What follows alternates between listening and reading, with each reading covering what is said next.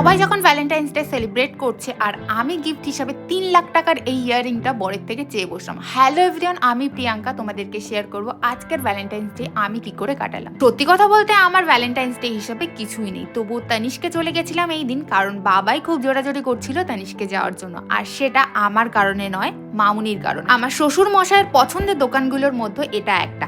আমাকেও কিছু নেয়ার জন্য বলা হলো, আমি বুঝে উঠতে পারছিলাম না কি নেব। আমরা যাওয়ার সঙ্গে সঙ্গেই জল খেতে দেওয়া হলো, এমনকি কফি দেওয়া হলো, আর আমি শুরু করলাম দেখতে ডায়মন্ডের রিং। অলরেডি ডায়মন্ডের রিং আমার আছে, তাই হঠাৎ করে চোখ গেল আমার এই কানের দুলটায়। সেটার দাম 3 লাখের ওপরে, তাই আমার আর নেওয়া হলো না। আমাদের অপশনে দুটো ছিল, ডায়মন্ডের একটা নেকলেস আর একটা গোল্ডের নেকলেস। তো আমার মনে হলো 1.5-2 লাখ টাকা দিয়ে ডায়মন্ডের নেকলেস না নিয়ে গোল্ডের নেকলেস নেওয়াটাই ঠিক, তাই ওই নেকলেসটা আমরা পছন্দ করেছি।